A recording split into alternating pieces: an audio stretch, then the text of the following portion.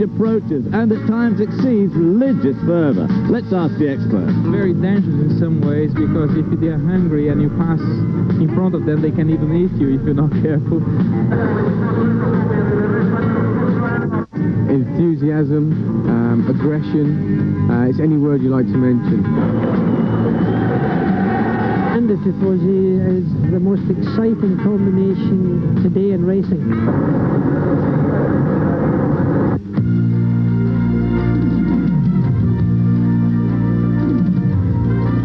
There are many races the Tifosi can journey to in support of their team in Belgium, France, and just 3 hours down the Po Valley in Imola right here in Italy. But for the Tifosi, Monza is a call to the colors. Not the red, white, and green of Italy, of course, but the red and yellow of Ferrari. Hello again, everyone. I'm Bob Barsha. Welcome to Monza. And if Spa in Belgium 2 weeks ago were the most heroic course we see all year long in Formula One, Monza is certainly the most historic. Only the Indianapolis 500 among major world races has been run more often than the Italian Grand Prix, now in its 61st year. And like Indy, Monza is a place with a great attraction for American racing fans. It was here that the only two Formula One world champions from the United States clinched their titles, Phil Hill in 1961 and Mario Andretti in 1978. It is a fascinating place, and who would know more than my regular colleague for Formula One, David Hobbs, a man who incidentally drove a factory 12-cylinder Honda on this racetrack in 1968. A lot has changed in 22 years, David. Don't tell me, Bob. 68's a long time ago. As you say, it's a very historic course, but also one of tragedy. Both those American world champions were won at the expense of their teammates, who were their closest rivals, and both were killed right here on the weekend of the Grand Prix. And 20 years ago this weekend, Jochen Rindt, the great Austrian driver, was also killed here in practice. And of course, he had already accumulated enough points that he went on to win the championship. At 3.6 miles, it's a relatively simple circuit, but all the corners were very, very fast. There are ordinances here that you cannot cut these trees down in this wonderful park, so the corners, instead of slowing them down, they had to put chicanes in. And over the years, since I last raced here, there have been 3 chicanes added on the approach to the Curva Grande, the Lesmo, and the Parabolica. And of course, those chicanes add their own little spice, as Mr. Suzuki found out the other afternoon in practice and qualifying. And of course, the first chicane is the first corner. And one guy who's really want to get in there early on in this race is Alan Prost, who's alongside Ayrton Senna on the front row. Well, we all know if emotion can carry a driver, who the Tifosi will be cheering for. Here are the points coming in. Ayrton Senna leads Prost, that front row for today's race, by just 13 points. And Alain Prost, make no mistake about it, must score a victory very soon. Berger, Boutsen, and Piquet follow. Among the manufacturers, McLaren very close to locking up the title, but once again, the crowd will be with Ferrari here today. It's a perfect day for racing here in Monza, near Lake Como, lying at the feet of the Swiss Alps, a haven for weary city dwellers from Milan and Turin. Today, the home of great racing.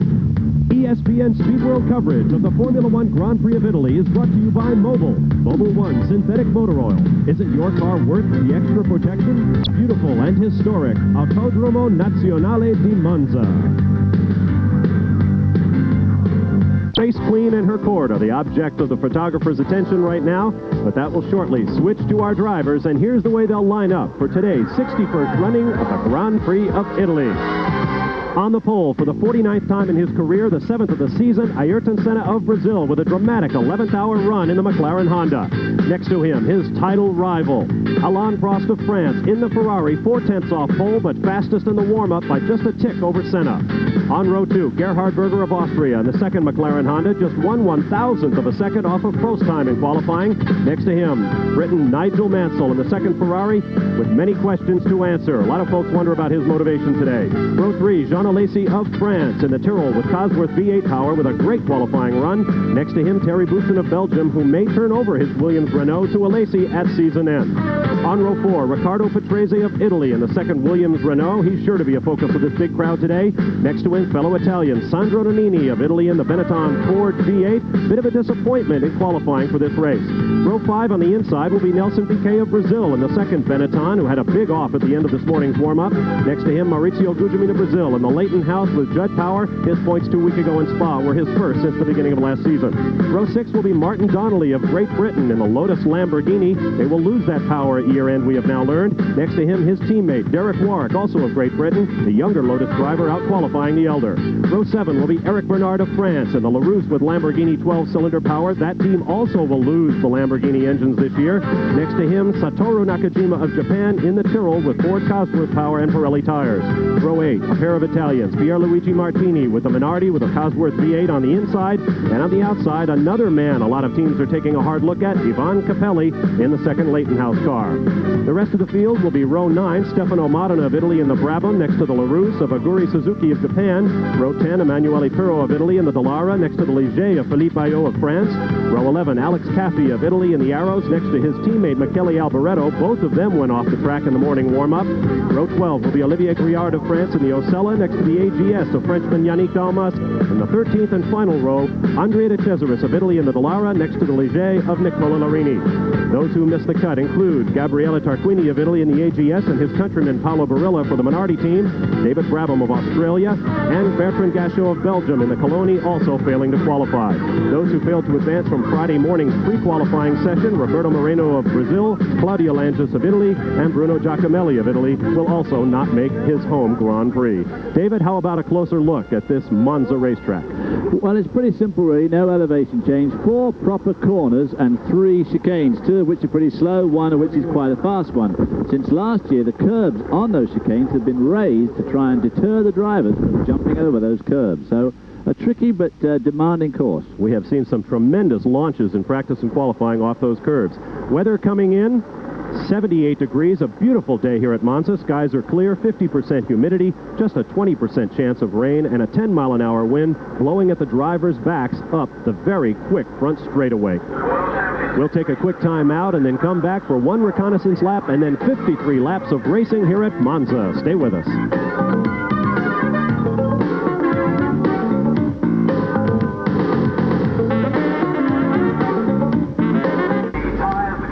Welcome back live to Monza, Italy, where the commands are being given to prepare the cars for the first reconnaissance lap and then 53 laps of this 3.6-mile Monza course. We will have in-cars today aboard the McLarens of Ayrton Senna and Gerhard Berger.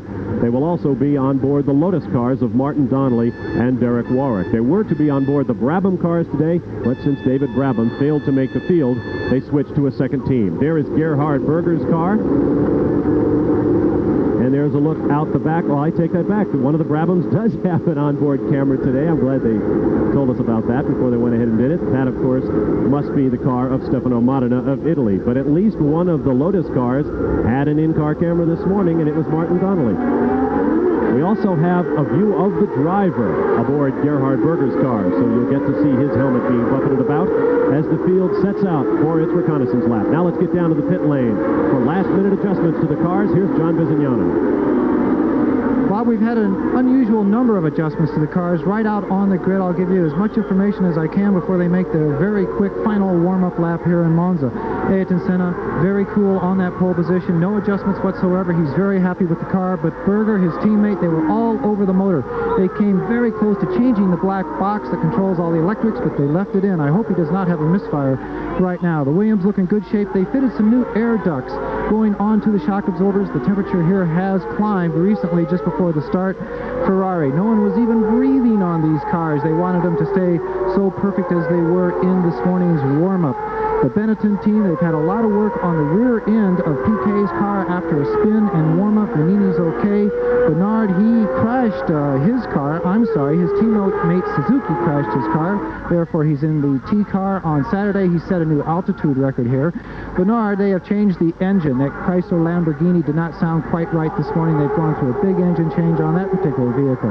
Leighton House, Capelli also in the T car. They blew up the gearbox on that car this morning. He said, don't bother swapping things over. Let me just run the T car. He's happy with that.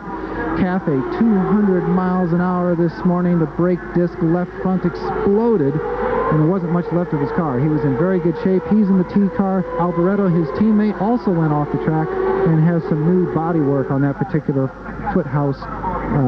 footwork arrows. The cars here, tires, very hard. A strange combination of tires out on the grid, both A and B compound and Ligog of Goodyear, and the Pirelli boys really don't know if there's going to be stops or not. Aerodynamics, wings are very flat. They're looking for a little downforce and very little drag, giving high straight line speed. They want to go as fast as they can down these straightaways. Brakes are okay except for one place. They have trouble cooling between the first and the second chicane. So Bob and David look for some very wiggling braking or deceleration going into that second chicane. The brake people here have tried everything to solve it, but if they keep them cool down the long straightaways, they aren't warm enough to handle the other part of the track. So for that 10 or 20% of the circuit, the drivers are going to be under very difficult braking conditions. It's the greatest race out of 16. I hope everyone enjoys it. Well, I'd be hard-pressed to pick the best race of the 16, especially with some of the racing we've seen this year. Thanks very much, John.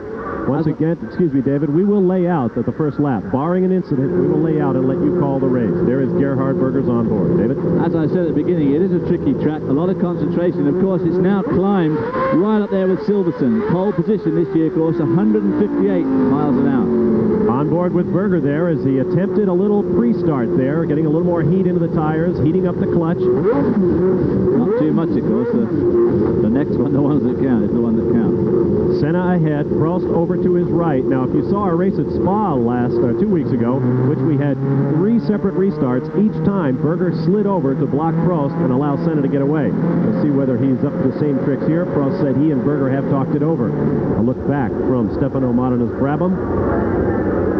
Nothing more majestic than the start here at Monza, an enormously wide front straightaway. Rather different from 2 weeks ago in Belgium. If you remember, the start-finish line is very, very narrow. Turn up the volume, enjoy the start. Red light is coming.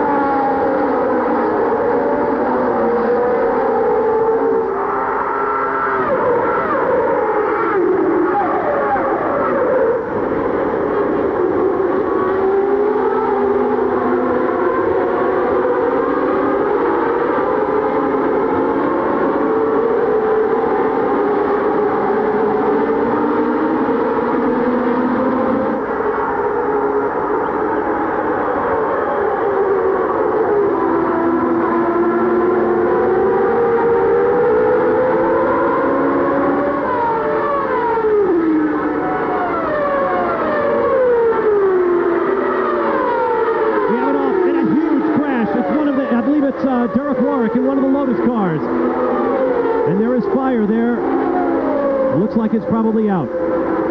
Derek Warwick at the Parabolica. You see him scrambling from the car. He appears to be all right, but a phenomenal crash. And he has to be shaken up after something like that. In the Parabolica, tremendous forces as they bring up the revs coming around that corner.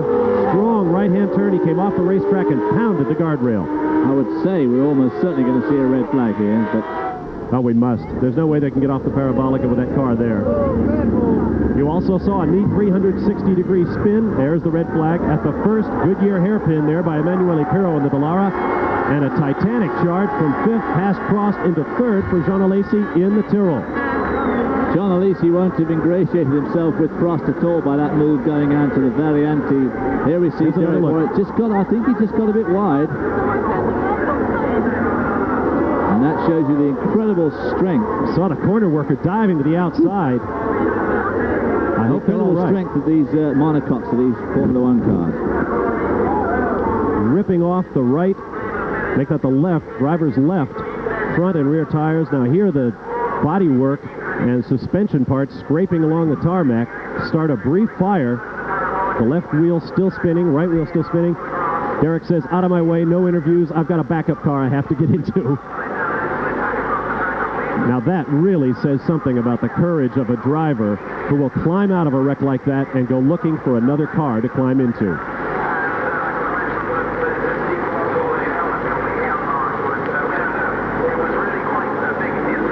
Straight to the Lotus pit and straight into the spare car.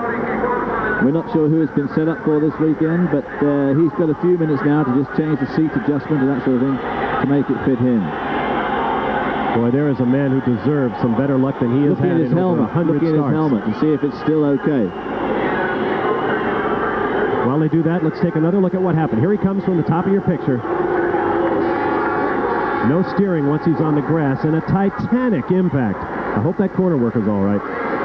And, of course, not very far from the track to the rail, just at that particular point. They're in 5th gear there. They've already gone from 4th to 5th on the way up to the gearbox, so it's a very fast bit of track to leave. Well, as Richard Petty always says, I like to run near the wall so that I don't get a great run if I'm going to hit it. You saw what happens when you have time and you don't decrease your speed before you get to that fence. Derek Warwick with a miraculous escape.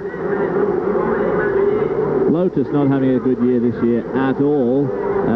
They've lost their engine suppliers as of this weekend, and of course they lost their sponsor 2 races ago, so a pretty bad year one way and another for them. There's another car off, looked like one of the Tyrrells parked there at the bottom of your picture. It is. And so there is plenty of housekeeping before we can get this Monza circuit ready for racing once again. We'll take a quick time out. You're watching live. Join us again from Italy in a moment.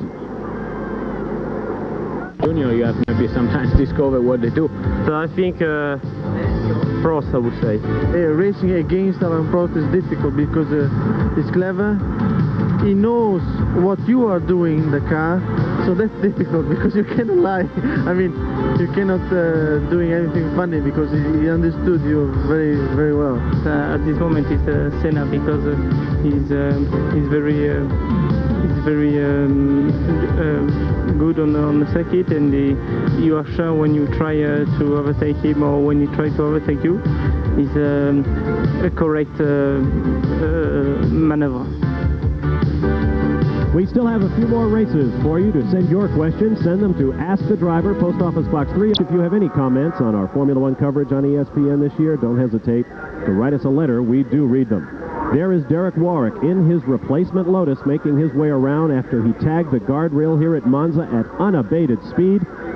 Miraculously climbed from the car, ran back to pick up his T-car. Here's another view. There goes Derek at the top of your screen, onto the grass, straight into the guardrail, and pow!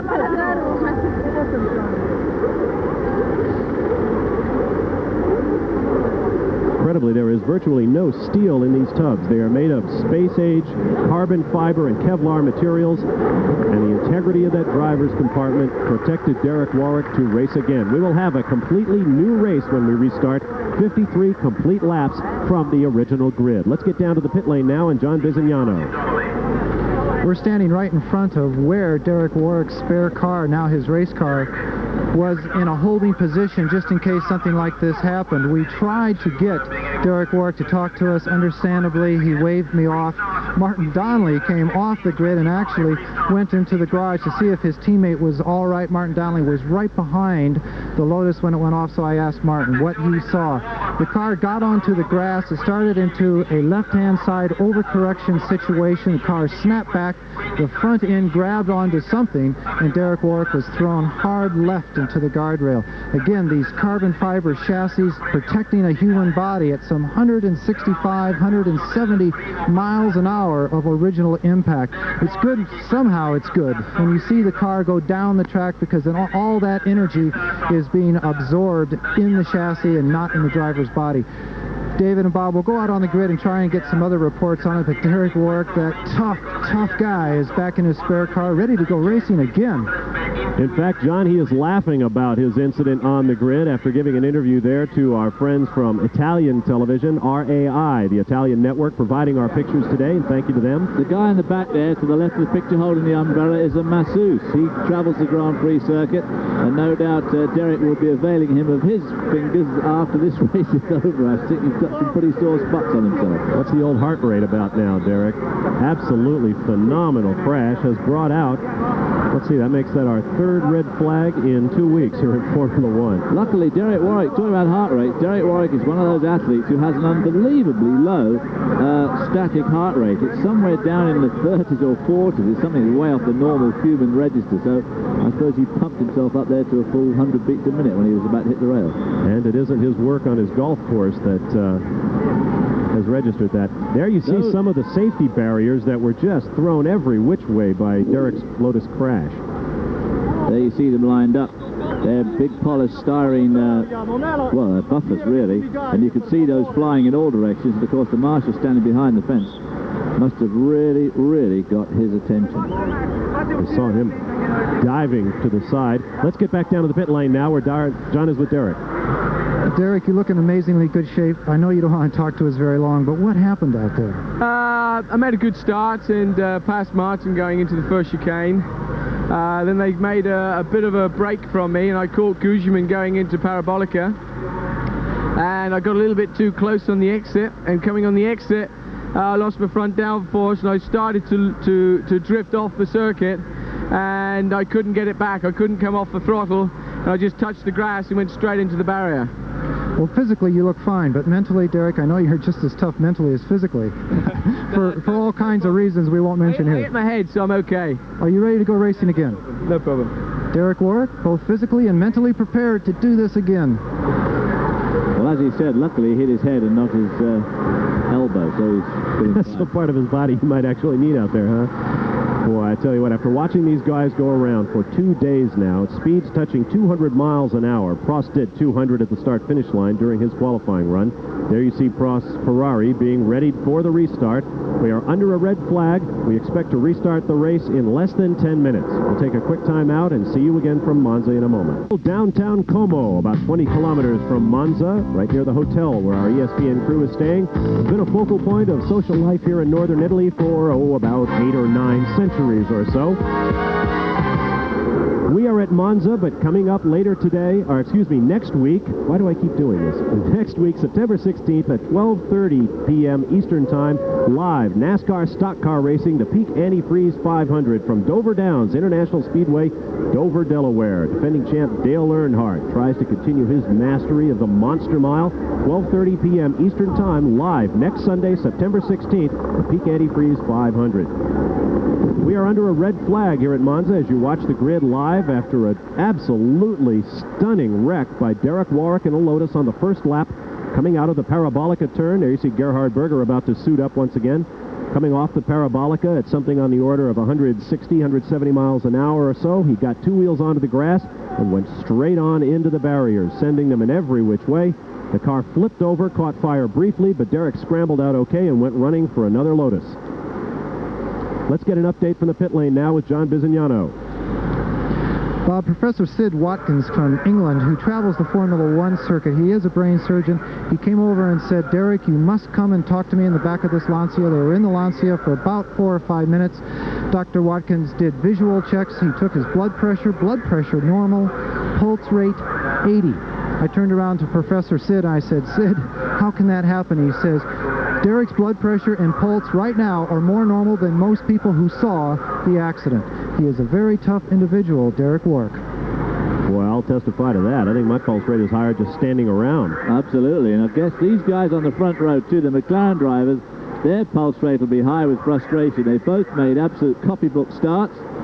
Displaced Alan Prost back to third, who got pushed back to fourth by his countryman Jean Alesi, driving an absolute blinding first lap in only V8 power with his long straight. And so they'll be very pissed. They've got to do it all again now, and obviously Gerhard Berger's got more of a job to get alongside Prost than his teammate. But very frustrating for these drivers. What they've done now, 4 starts in the last 2 races.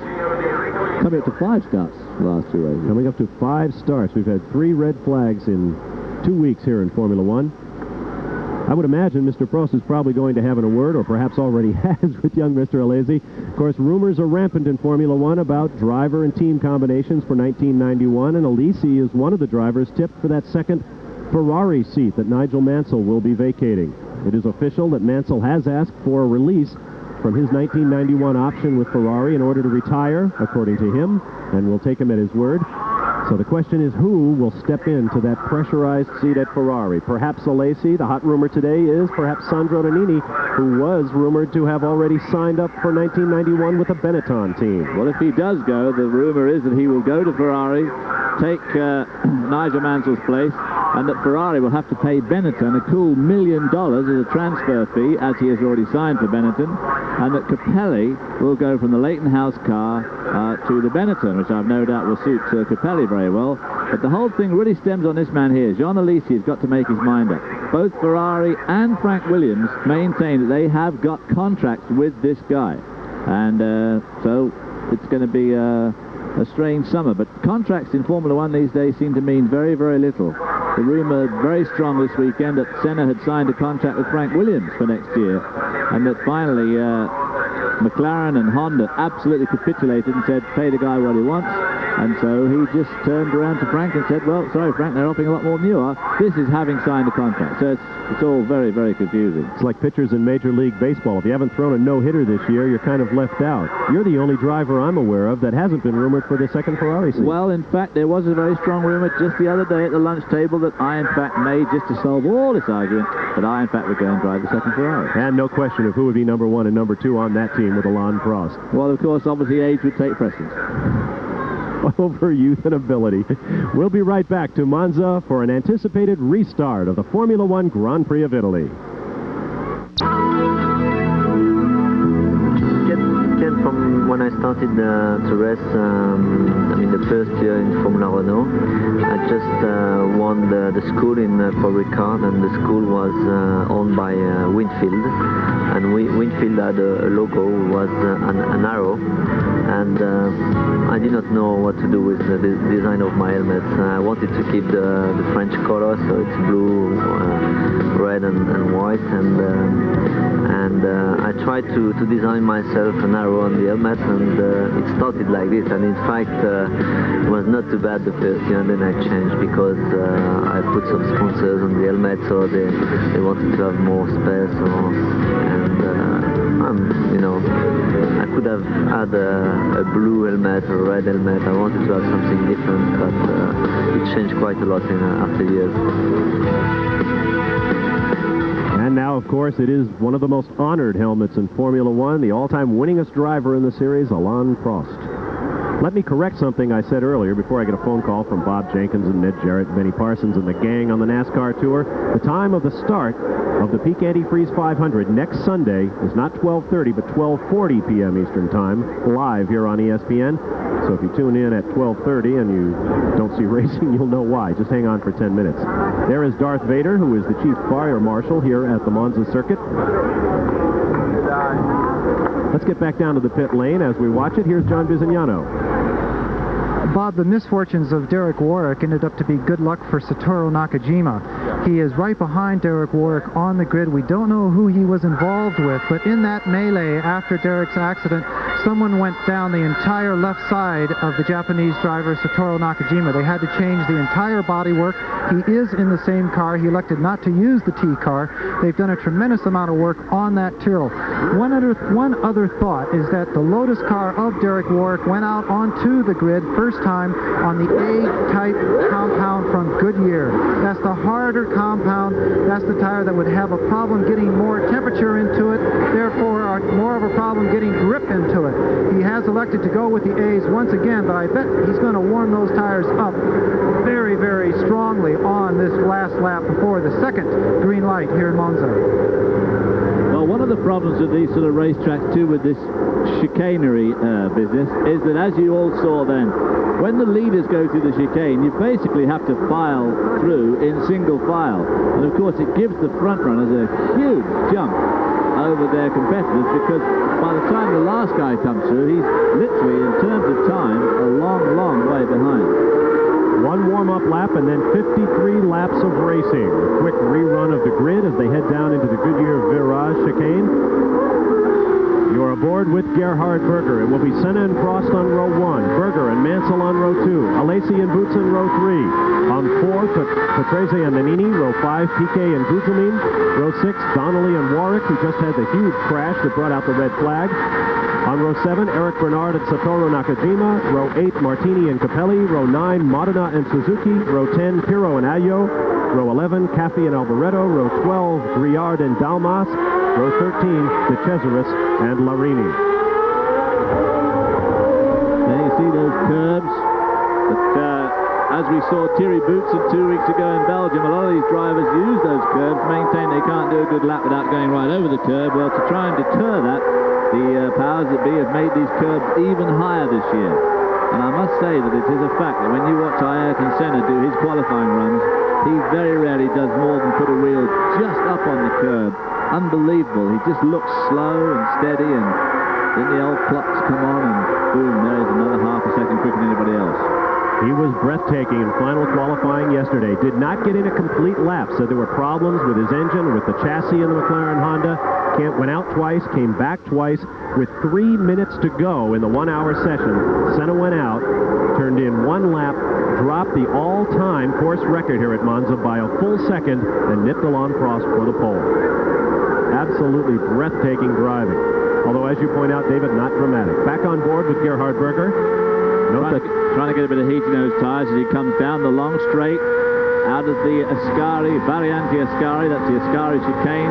It's a pretty long 6-gear straight here, as this is they coming down to the Parabolica, and this is where Derek Warwick just had his moment. There you see from the in-car, the real in-car camera. Face camera aboard Gerhard Berger's machine. The left arm, when he turns to the right, tends to get in the way, but if you know anything about the insides of these cockpits, there is really no place to put a camera, even one the size of a cigar, which this one is. Now, I think the last 2 weeks have proven to my satisfaction that for us not to speak during the first lap inevitably brings out a crash, so I guess we will talk you through the first lap this time around. There you see the taped-up tear-offs on Gerhard Berger's visor, as Ayrton Senna brings the field down to the starting grid one more time. This is the bit, of course, they don't like, because they've got to wait for those back cars to join on. And then, of course, you'll see the guy with the green flag run across the back of the grid when he feels it's assembled to his satisfaction. Then the red light comes on, then any time after that is the green. Once again aboard with Gerhard Berger. The marketeers of McLaren Honda have taken care to put the advertising decal on the chin of his helmet backwards so that it comes forward in the mirror. At the back of the screen you see the banking that is a part of the Indianapolis-style 2.6-mile oval track that was once a part of this Monza circuit. And see all those people sitting on that banking, and I was one of the last people to race here. There's the green flag. Green light. Senna away well. Prost slides over. It'll be McLaren, Ferrari, McLaren, and looks like Berger will fight his way past Prost into second place and will protect his teammate as they head for the first chicane. This is always the dangerous bit into these chicanes. A lot of jostling there. Brakes locking up. Looked like a Gugelmin or a Capelli car. Martini involved as well. But they appear to have gotten through. Now there, once again, is the young Frenchman Alesi all over Alain Prost. This is where he tried to pass him last time and did. Once again, he will get him going into the chicane de la Roggia. Well, I'm surprised Prost left even that open for him, because the last thing he really wants is him between himself and the two McLarens. Mansell making a better start this time and right up behind his teammate Alain Prost. This is Lesmo, one of the 3 incredibly quick corners on this Monza circuit. Out of Lesmo, Ferrari side by side as Mansell seeks to overtake his teammate Prost. Down now into the Variante, a chicane named for the former world champion Alberto Ascari, who was tragically killed in an accident at this racetrack. Now the long straightaway down to the Parabolica. Coming up on the scene of Derek Warwick's accident, from 195 miles an hour down to about 65 and a sharp right-hander, which rapidly opens up. As you can see, it gets faster and faster and faster as you exit the corner. All of them using a lot of the road there, getting very close to the edge. Is that Derek Warwick there just going to the picture? I believe that's him in the second one. I think Martin Donnelly is in the first of the 2 Lotuses. Make it Senna, Berger, Alesi, Prost, Mansell, Patrese, Boutsen, Nannini, Piquet, Gugelmin, Donnelly, Bernard, Warwick, and Martini. There is Prost drifting backward from the front 3. And once again, it is amazing that Alesi is a part of that group up front. He has a V8 Cosworth engine. Off-the-shelf Cosworth that has won more than 150 Grand Prix races since the 1960s when it was first introduced. And he's catching up with the two lead McLaren Hondas. On sheer dynamometer figures, there is no way that blue and white car of Alesi should be able to run with the 10-cylinder McLaren Hondas, but there you have it. Almost certainly at least 50 to 60 horsepower down.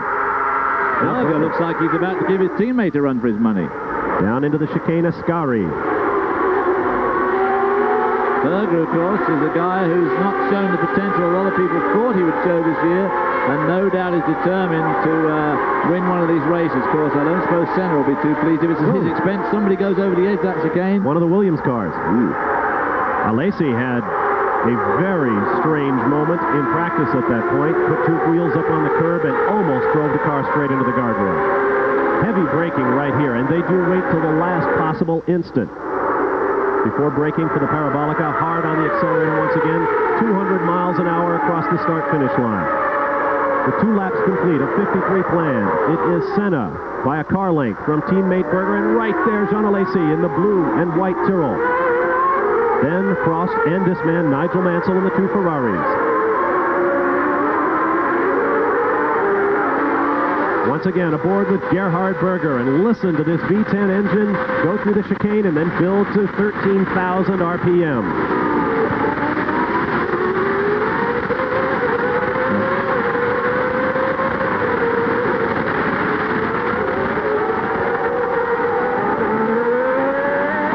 We go from the V10 Honda to the V12 Lamborghini with Martin Donnelly. This is the first Lesmo, taken probably in 5th. No, 4th, up to 5th for the second part. Very fast, this one. 6th and top. A little bit of a dip here. That's the old banking there on that bridge over there. But this is the variant, the Ascari. Pretty quick chicane, this. Took a gear right in the middle of it, it seemed like. That's odd. No, they're all, the first part is slower than the second part of all the chicanes here. You'll find that the first chicane does the same thing. This is where Derek went off. We turned in here, and he got to just about this stage here when he went wide and just clipped the end of that guardrail.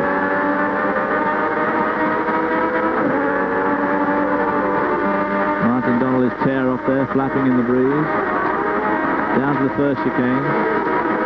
There once again is Nigel Mansell, 3 laps complete. Senna by 0.3 of a second over Berger at the start-finish line. Senna, Berger, Alesi, Prost, Mansell, Nannini, Boutsen, Piquet, and Gugelmin. You're watching live the Grand Prix of Italy on ESPN, and we'll be right back.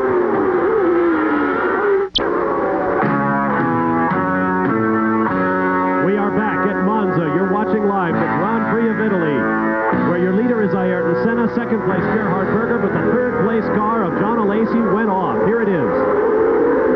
Just went in there into the first chicane, too hot, over the curb, up over the other curb, and only just tagged the barrier, but he's probably stalled the car, and of course there's no way of starting these, there's no onboard starters. So and no push starting is allowed. Oh, what a disappointment for Jean Alesi of France. He was running that car at 0.10 to stay with the McLaren Hondas of these 2 men, Senna in the yellow helmet and Berger wearing the flag of Austria on his. Senna trying to run this race at his pace is being rather harried and flustered by Gerhard Berger. I don't suppose for a minute he wants to get Gerhard Berger around in front of him, but Senna has an uncanny ability to run races at the correct speed for his car and his tyres. And tyres could play a big part in this race. There you see the 2 Williams cars. Patrese making a bit of a tentative blocking move to stop his partner come down. His partner under extreme pressure now from Nelson Piquet in the second Benetton. Here's a good battle. There goes Derek Warwick, followed by Satoru Nakajima and Ivan Capelli in the Leighton House car. Capelli trying to get around Nakajima for a while now. And Bernard right behind him, and I'm sorry, Suzuki right behind him. Here come the Williams cars, followed by Nelson Piquet in the Benetton with some new aerodynamics on that car this year. This is a team that's losing its designer of more than a decade. Rory Byrne will be moving on to a new Formula One team next year. And John Barnard, who worked wonders first at McLaren, then at Ferrari, will take over at Benetton. through Lesmo, where Alain Prost had a huge crash in a week-long testing session about a week and a half ago, tearing up both ends of his Ferrari. I must say, I wouldn't particularly want to be in Gerhard Berger's shoes at the moment, going through Lesmo at that sort of speed, that close to Senna. Here we see him coming up down the inside again, having a go now. You see Senna misses all the curbs, just clips that one. Berger using more curves. And look how Senna drew out a lead through that chicane. And continues to draw away. Drop a few gears, heavy braking, closing up. This is where Berger is tougher on his tires than Senna. Senna brakes a little bit earlier, turns into the corners more gently, takes a more gentle line, and I wouldn't be surprised to see Gerhard Berger stop long before Senna. In fact, he may have to stop as opposed to Senna not stopping at all. John Bizignano mentioned at the top of the show that the tire companies, Goodyear and Pirelli, don't really feel they have a complete handle on whether these teams will be required to stop or not. Another big bang on the curbs there for Berger. Goodyear, for one, has 2 different types of tire construction here, as well as 3 different compounds. So it is really a juggling act to decide which tires to take the entire distance.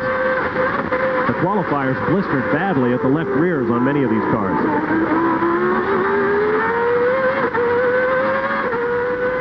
It's the Variante della Roggia before Lesmo. You can imagine how fast these corners were back in the days when I raced in the Honda and the Ford GT40. Of course, that was just a straight run down to there. But, of course, we weren't getting as fast as these guys. So. It is uncanny how the officials change the cars, the regulations, and the tracks from year to year, and yet the drivers keep getting faster and faster.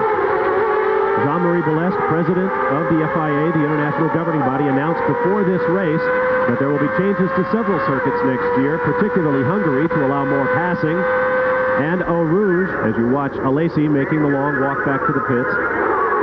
Not Eau Rouge, but La Source, where we've seen so many incidents at Spa in Belgium, will be widened to allow more cars through the corner. Here comes Ricardo Patrese, Terry Boutsen. And some very sweeping changes to the cars. The rear and front rings will be reduced in size. The area of the flat bottom underneath the car will be extended right to the tail of the car, so we should see the diffuser go away, will be made obsolete by that. And the weight of the car is going to go up over 80 pounds, so that the designers can make the cars larger so that more normal-sized people can drive the cars. They want the interior dimensions of the cockpit to go up. They're saying that'll make the cars heavier, and so the rules are going to call for the cars to go to 540 kilograms from 505. So it's a pretty good increase. Alain Prost closing in a little bit now on Gerhard Berger. You IndyCar fans will be interested to know that Jean-Marie Balestre has also declared war on the scheduled opener of the kart season at Surfers Paradise, Australia last year. The president says they will go to court to block that race. Next year. In 1991. Scheduled for March, but the story of the Australian kart season opener is long but over. Watch Motor Week Illustrated for more details on Monday night. Meanwhile, Nigel Mansell, followed by Sandro Nannini in the Benetton, and the 2 Williams cars. Now, this is what we expected out of the Benetton cars in qualifying, running up in the top 4 or 5. Well, Pierluigi Martini has, well, virtually parked it at the chicane. Mansell into the Parabolica. Here comes Nannini. Now Patrese, Boutsen, and Piquet in quick step. Ivan Capelli has gotten around the Lotus of Martin Donnelly.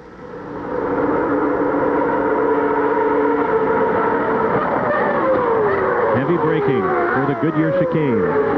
And look at Gerhard Berger using that all over the curb, and every time he comes out, Senna has picked up just that little bit of time. What are we going to see here? This is a replay of something that we haven't seen yet. Someone locking up back there at the Reggio. That is Martini. Martini.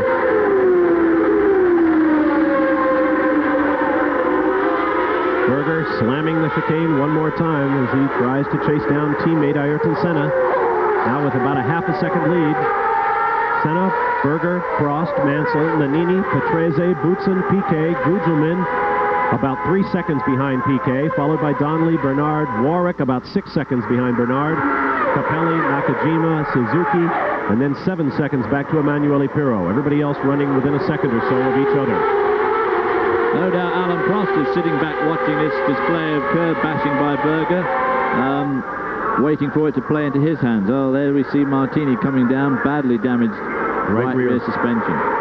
Well, that explains the locking up at the chicane, and Pierluigi Martini's day is done. That would be a bit of a disappointment for his partisans in this enormously partisan Italian crowd. You're watching live at Monza. Of course, that car next year, the Minardi, due to have the V12 Ferrari engine, so that'll bring more Tifosi out to see more Ferrari engines. And McLaren will bring on their Honda V12. The balance of power will see some adjustments, no doubt about it, in 1991, and some different drivers with different teams. We'll be back to Monza in a moment.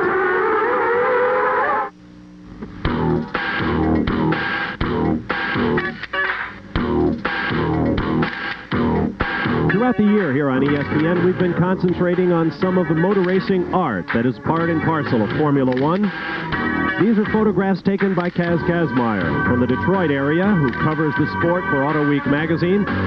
We thank him for the opportunity to show you these photos, all shot this weekend here at Monza. Bob Barsha and David Hobbs, glad to have you with us live from Monza, Italy, in round 12 of the Formula One World Championship. Coming up later today, and I do mean today, September 9th at 8 p.m. live, Major League Baseball, the Cardinals and the Cubs. First, Ryan Sandberg having a great year, his second straight 30-homer season. And the Cardinals, led by new manager Joe Torre, at 8 p.m. Eastern Time live. It'll be the Cardinals versus the Cubs, Major League Baseball, Sunday here on ESPN.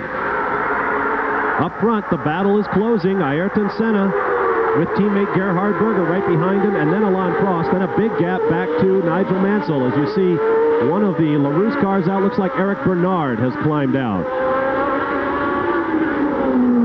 Hard to miss the LaRousse guys. One of the most colorful uniforms in Formula One. And certainly one of the most colorful cars. Tough break. He was running 11th when he quit. Prost hanging right onto Gerhard Berger there. Berger seems to be quicker. The one place he seems to make ground is after the Lesmos. He might be just a fraction quicker through the Lesmo. He's not as quick through the... Yes, that's Eric Bernard, looking pretty happy with the day, but obviously disappointed, I'm sure. Now, he's a driver many think is at least the equal of Jean Alesi, and perhaps better than Alesi. But such are the fortunes of war in Formula One. Alesi got the opportunity with the better team at Tyrrell and has made the most of it. Alain Prost passed the spot where he went off in testing a week or so ago and smashed his Ferrari. That was then, this is now. He runs third behind Senna and Berger. Then a 5-second gap back to Prost's teammate, Nigel Mansell. Nigel Mansell losing time here quite badly to this leading group. Nannini is actually catching Nigel up slightly, slowly but surely. And then right behind him is Patrese, Boutsen, and Piquet. And I know that Thierry wants to get around Patrese. In the car with Gerhard. Sixth gear. They're doing about 185 into this section here. Down into Parabolica, down to third, straight to fourth, fifth, and sixth gear. There we see this battling trio. That is not a battling trio. That's Jean Alesi explaining what happened to Uncle Ken Tyrrell.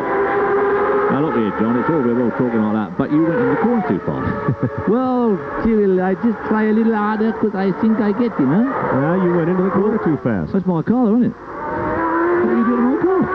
Ken Tyrrell. I guess he's going to win either way. He's either going to keep Alesi for next year or he's going to get a great big piece of change from somebody.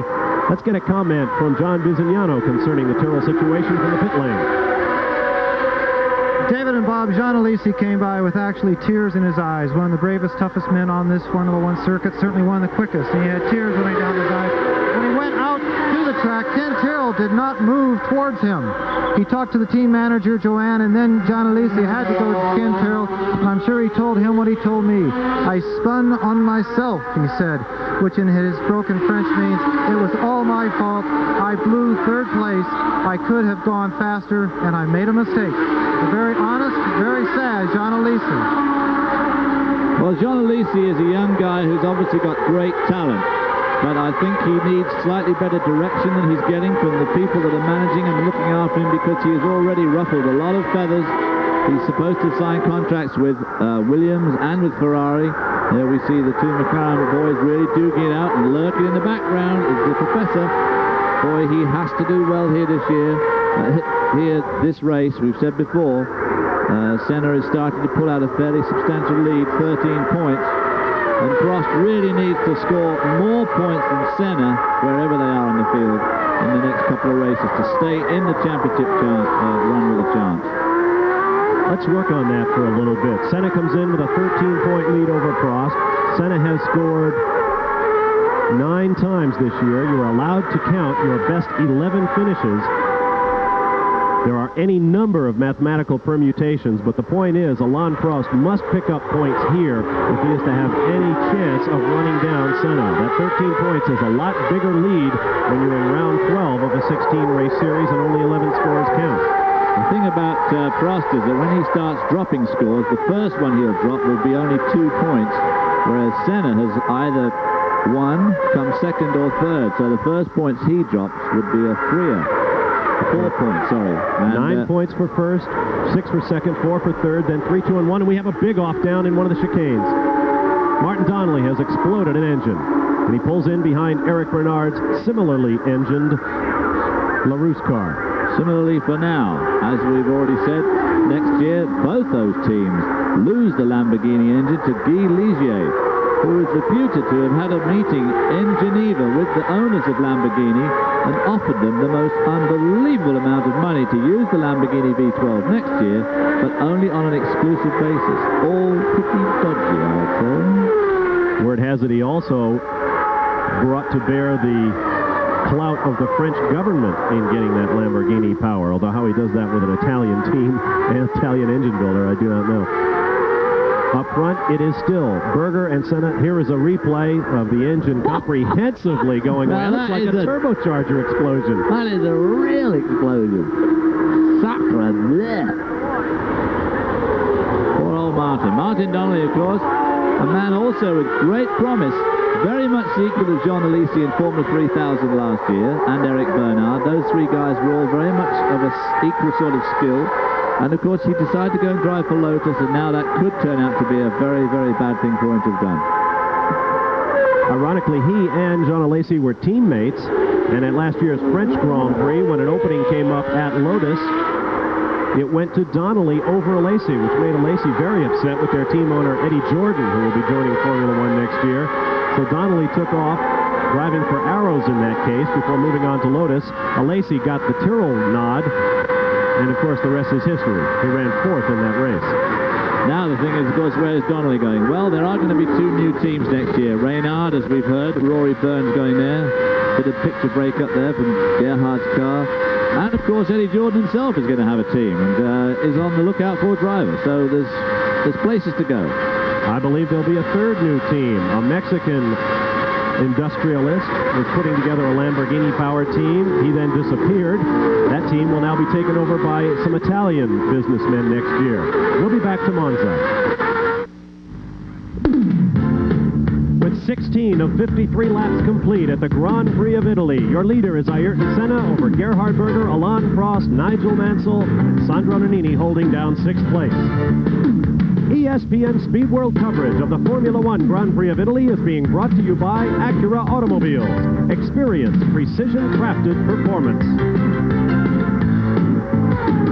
I'll look down from high above Monza. You see the banking going off to the right. That is the first corner of the Indy-style circuit here at Monza that was, in fact, used for Indianapolis racing in 1957 and 58.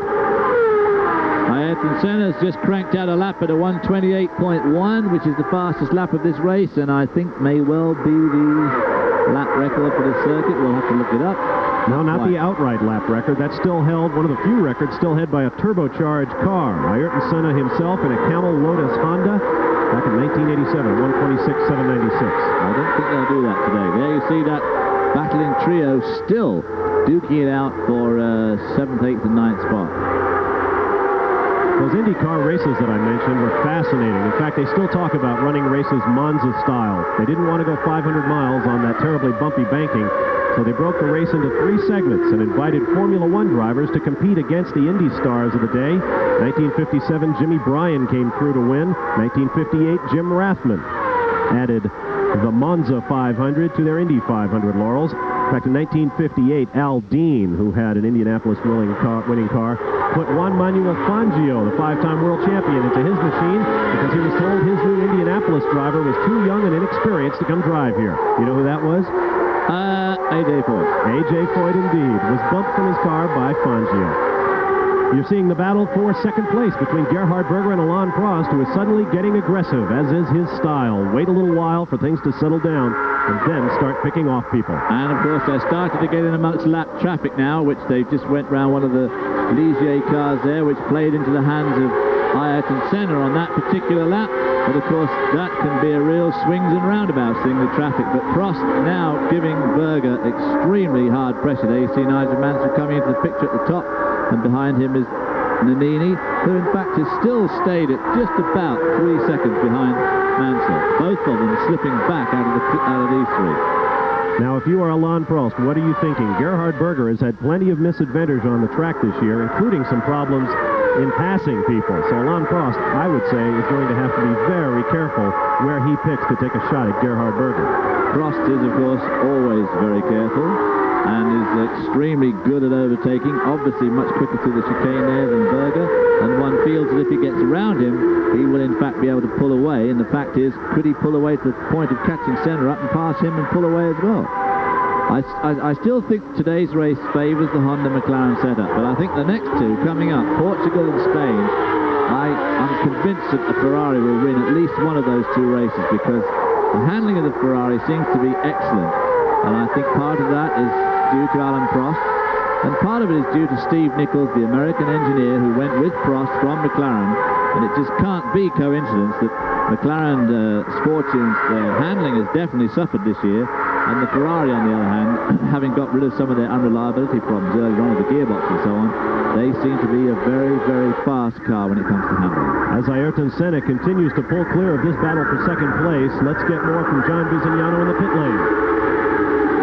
Bob, in talking to both Pirelli and Goodyear, we have found out that if there are going to be good pit stops, and I do use the word if, they will come in about the next 5 to 10 laps. To update you on who's using what kind of tire. We're talking about the very hard A-type tire. Both Ferraris are on that. One McLaren driven by Berger, and one of the Williams driven by Boutsen. We do have some activity coming up in the Williams pit now. We'll let you know if they come in, of course. The B-type softer compound is Senna in the McLaren and Patrese in the Williams, and both the Benettons and the Arrows are using the B-type compounds. The very hard Pirelli 96 are on the Tyrrells and the Delaras. The medium hard 88 of the Pirellis are on the rest of their field. Williams looks like they're looking very ominously down the circuit along with Ferrari. We could see some action here before midway. I can tell you what they're looking for is Terry Boutsen, John, and he has just parked by the side of the road. Terry Boutsen out of the race. It'll be interesting if John can get some comments from Thierry, because he was following right behind his teammate Patrese there for a long time, and it could be that his radiator, his engine suffered from overheating problems. Maybe John could try and find out for us from Thierry when he comes back to the pit. Suddenly Berger beginning to draw away from Prost a little bit. It is Senna as we approach the end of lap 20. Senna just having reset fast lap, now down to 128.069, still not in record territory.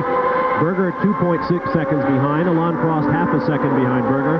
Mansell 4.7 seconds behind Prost in fifth. 3 seconds back to Nannini. 4 seconds further back to Patrese. 2 seconds behind Patrese is Nelson Piquet. Then a big 13-second gap to Maurizio Gugelmin.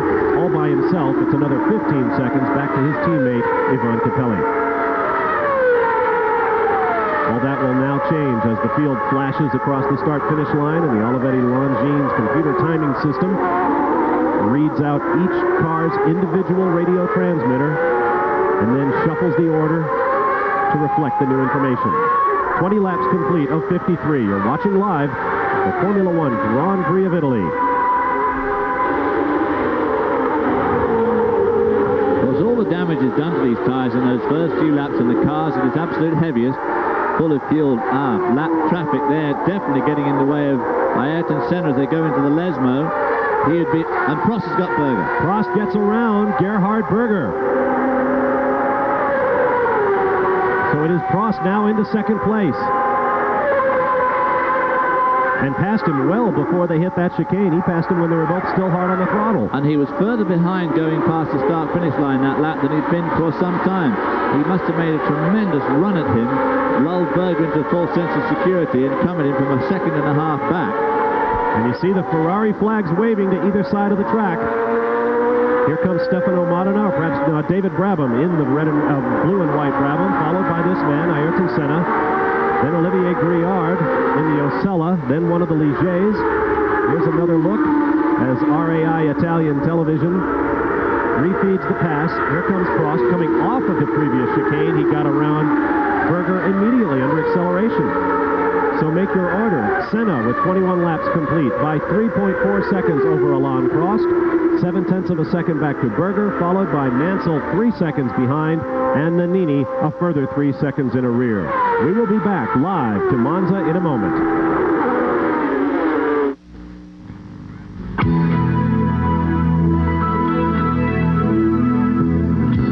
Dark blue because I like dark blue. It's my favorite color, and the rest is just colors that I put like that, and I did a design just like that. Nothing, no inspiration from anything.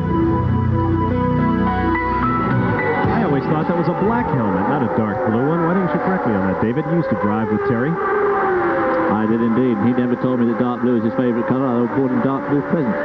There we see, is that Prost? That's Prost going around Stefano Modena. I said it might be Brabham, of course, because David Brabham is not in the race. I don't know what Nigel Mansell going around. That's Nigel Mansell. Yeah, Prost has already done it. Prost has already done it. But I think Prost and Berger both had trouble with Olivier Brouillard in the Osella a few laps back. Meanwhile, there we see Berger now falling back into the clutches of Nigel Mansell. I don't know whether Berger's got a slight problem with his car.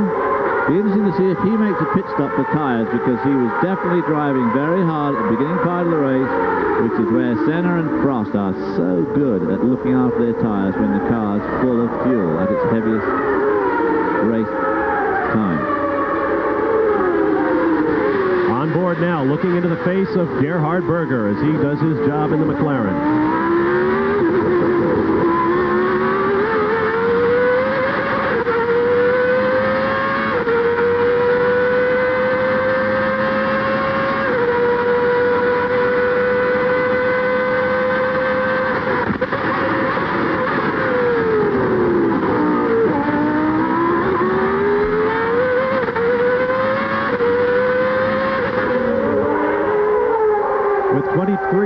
Complete. It is Senna by 5.3 seconds over Alain Prost, but there is no longer lap traffic between them. There goes Nigel Mansell out of Lesmo. There is Senna. I beg your pardon, there is a lap car. That's Andrea de Cesaris in the Dallara. There is Alain Prost.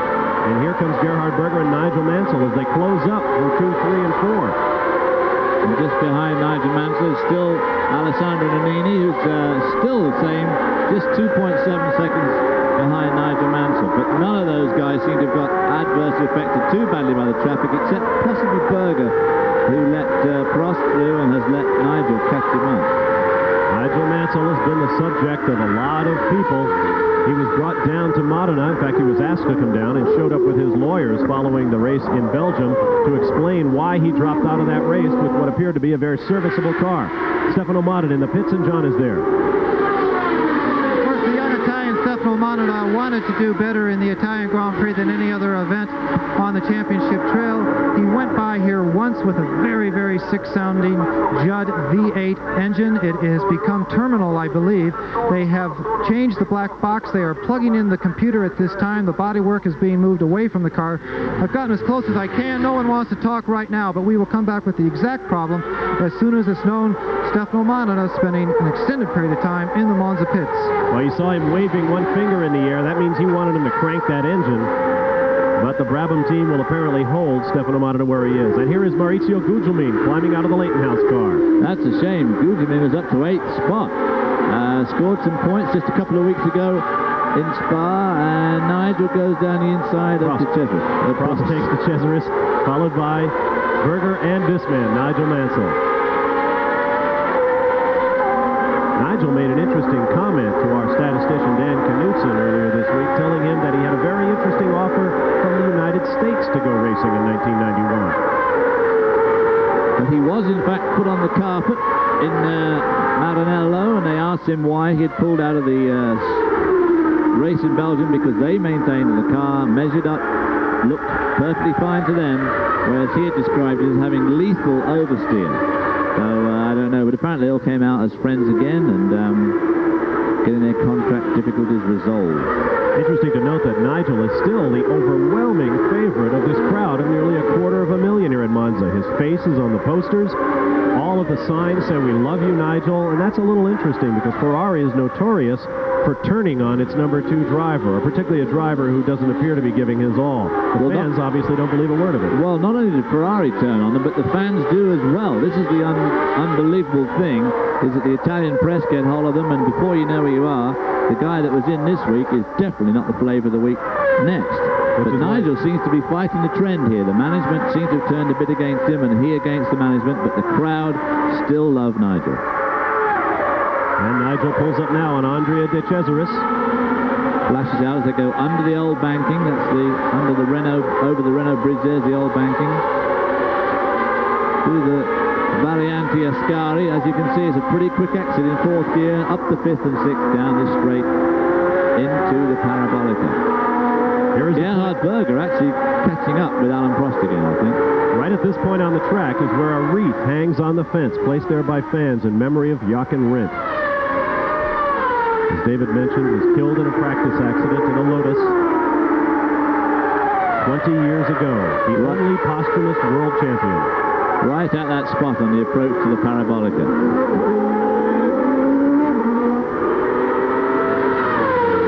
There is Gerhard Berger.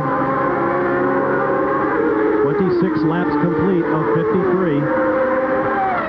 It is Senna, Prost, Berger, Mansell, Nannini, Patrese, Piquet, Capelli, Nakajima, and Aguri Suzuki.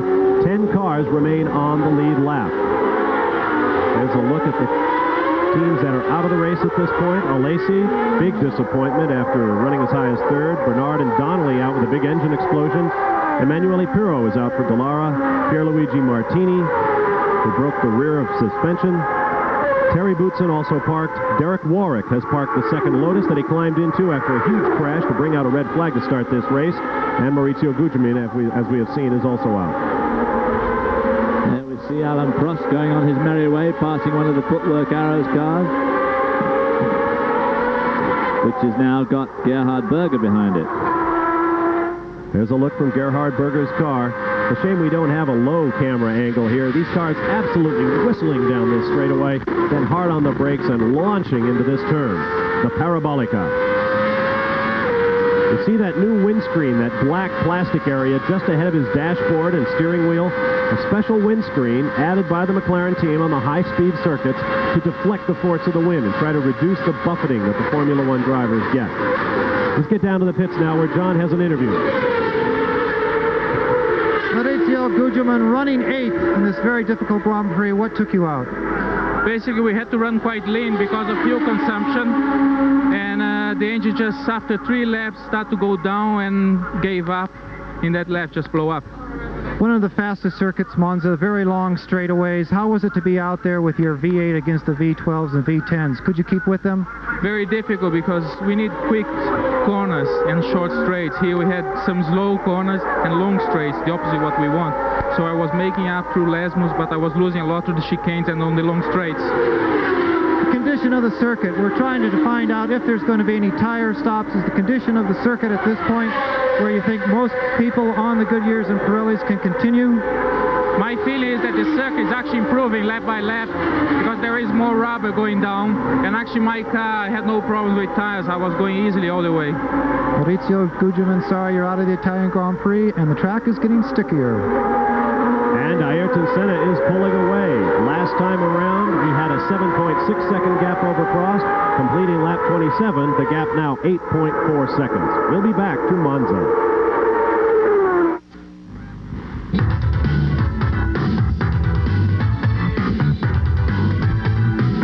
Aerodynamics are all the rage in Formula One. Here's John with the track. When the TV camera catches a Formula One car rapidly disappearing, you may see somewhat of an exotic form right here at the bottom of the car. It's called a diffuser. It's an aerodynamic device that uses a inverted wing to suck the back of the car to the ground with very little drag. The negative lift of this wing has several effects on the chassis. Number one, it increases downforce. Now that allows the driver to get more power to the ground. That increases acceleration and decreases wheel spin. It also increases cornering speeds, which should lower lap times. Now, to stay within the regulations, the front of the diffuser, the shape, cannot start until the front of the rear tire. Everything else in front of that rear tire must be absolutely flat. The diffuser, an upside-down wing that keeps this flying machine on the ground. Ayrton Senna leads the Formula One Grand Prix of Monza over Alain Prost. The gap now 8.5 seconds. 29 laps of 53, so we are just past halfway. And I hope you took a close look at those diffusers, because you will more than likely not be seeing them in Formula One next year. New rules announced today are that the flat bottom of the car will in fact go from the front of the front wheel instead of the rear of the front wheel, and will go to the back of the car, to the back of the bodywork. So there should be no bodywork underneath the car that is not flat. Now, there's no doubt going to be some pretty weird interpretations put on what's flat and what's bodywork and so on, but basically they're trying to cut down on downforce and cut down on cornering speed. These cars just go faster and faster and faster. With 29 laps complete, 10 cars remain on the lead lap. 16 cars remain of the 26 starters. Let's get down to the pit lane quickly, and John Bizignano once again. Terry, unfortunately, we've done this twice in a row now. What took you out of the Italian Grand Prix? Well, this time it was joined on the right rear suspension that broke, and the car was on 3 wheels, basically.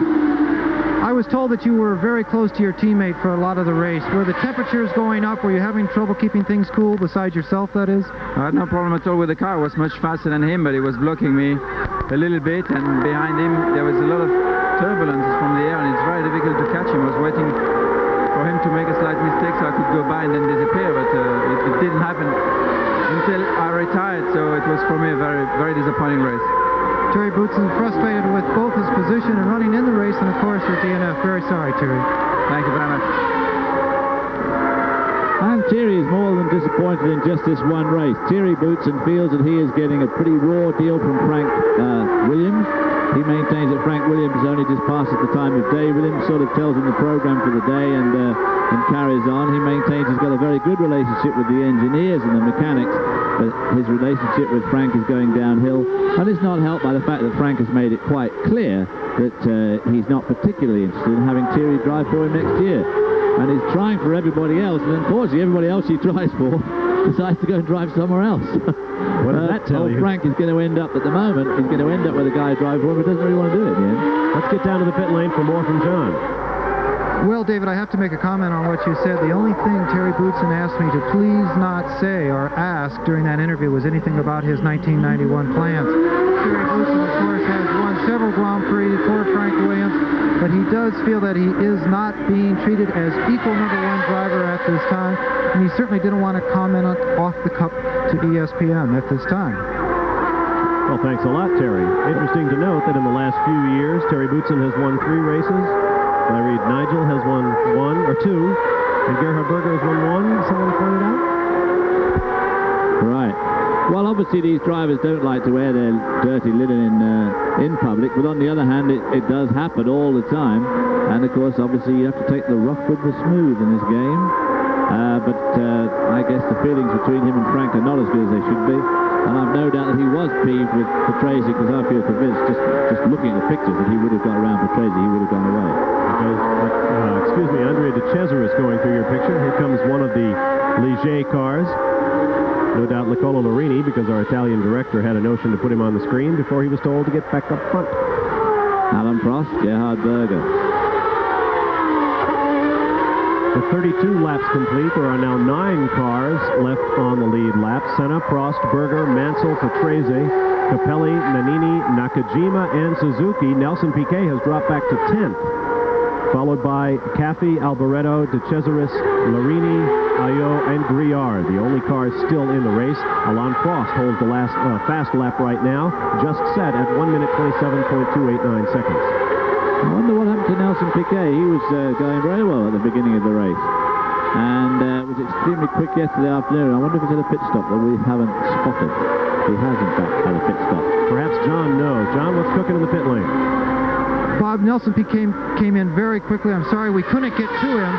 His left rear tire was totally blistered, and actually the Goodyear people are looking at it right now, pointing to a bit of a large hole in the center of it. It looks like Nelson picked up some debris. The outside sidewall is totally shredded on the car and on the tire, and the tire is flat.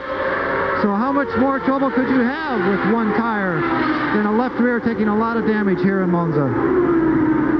Interesting how that could have happened. Obviously, could have picked up some debris and cut it. Could have, unlikely to cut it on the curb.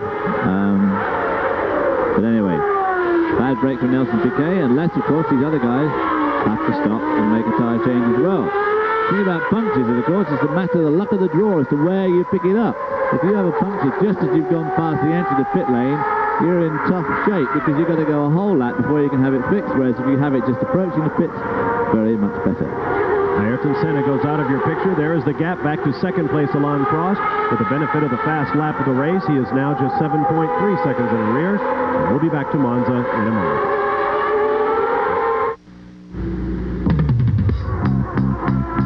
Coming to you live from Monza, Italy. It's the Speed World Formula One Grand Prix of Italy. Bob Barcia, David Hobbs, and John Bisignano with you. There is Gerhard Berger circulating in third place in the McLaren Honda, 3.5 seconds behind Alain Prost. Up front, Ayrton Senna just going out of your picture, and Alain Prost just coming into it, have just traded fast laps. Senna set it, Prost reset it, and now Senna has come around and reset it once again. It is now 1:27.019 seconds. The gap 7.2 seconds back to Prost in second. Gerhard Berger 3.5 seconds behind Prost in third. Looking down from high above Monza, there is your leader coming into the Curva della Roggia. Let's get a pit lane update now from John Bisignano. The Monza Grand Prix taking its toll on many types of cars. The poor Lotus people, they will be the first people packed up here out of the Autodrome, out of harm's way with the Tifosi. Donnelly out with an engine failure and Warwick out with a clutch failure. I got to think he's a little bit happy about that this afternoon. Bernard, the reason for him being out is also a clutch failure. Martini, the upper right suspension broke. I don't know if you could have picked that up with the hail of smoke that came up around his car going into the first chicane, but there was a suspension failure on his vehicle. We are staked out in McLaren. I certainly realize that Ayrton Senna is breaking track records. He's swapping them back and forth with Alain Prost. Remember, Senna is on the softer compound Bs. His tires are questionable for the distance. The Ferrari of Alain Prost is on a harder compound A. He should definitely be able to go the different distance. McLaren is a bit nervous. They're watching him on television to see if there's any wavering whatsoever in the handling of that P4 McLaren. Well, of course, Ayrton Senna has never won here at Monza. Last year, with 10 laps to go, his Honda engine let go and he spun the car out. Alain Prost, of course, has won this race 3 times. And, of course, Nelson Piquet has won the Italian Grand Prix 4 times, although one of them was when it was held 1 year down at Imola, where we bring the race to you in the spring. No one will forget the race 2 years ago, just 2 weeks after Enzo Ferrari died, and Gerhard Berger won his first and only Italian Grand Prix, leading Michele Alboreto in a Ferrari 1-2 sweep and sending this crowd of over 200,000 into madness. And, of course, as a result of a dramatic exit for Ayrton Senna, who collided with substitute driver Jean-Louis Schlesser in the first Goodyear chicane. Schlesser, I believe, about to re-clinch his second straight World Sports Car title for Mercedes this year. Just done it. And glad to be out of Formula One. Just done it last week, and of course last year Ayrton Senna, with only 9 laps to go, blew an engine just right here in front of this huge Ferrari crowd that went absolutely berserk as Alain Prost took the lead in a McLaren in those days. But of course everybody knew he was going to drive a Ferrari this year, and the crowd were with him as a Ferrari driver when he won the race last year. Once again, Ayrton Senna flashes across the line, and if there's any trouble with the tires on his McLaren Honda, it certainly doesn't appear to be the case right now. He has just run a lap at 1:26.764. and that resets his own fast lap record set in 1987. So another lap has fallen. Oh, I don't think Senna ought to be allowed to keep it because Alain Prost has just come through at 1:26.752. We have a car slowing, just approaching the Lesmo corner. The amazing progress Capelli and the other Leighton House. Excuse me, David. The progress of these normally aspirated cars is quite astounding, really, when you think of what power those turbo cars cranked out just a couple of years ago. And here these cars are now regularly breaking lap records and qualifying records. Nannini being put a lap down there. Benetton boys will be upset at these prospects. Nelson Piquet blew a tire and needed a pit, and now Nannini has been run down by the leader and lapped. He must have stopped. He's either stopped or is going slowly now, because Nannini was in fact only some 6 or 7 seconds behind the leaders for a long time. He must have had a problem. With 37 coming up on the end of lap 38, it is Senna by 7.5 seconds over Prost. That gap about stable for the last 8 or 10 laps. Gerhard Berger runs third, 3.3 seconds behind Prost. Then Nigel Mansell, 24 seconds back.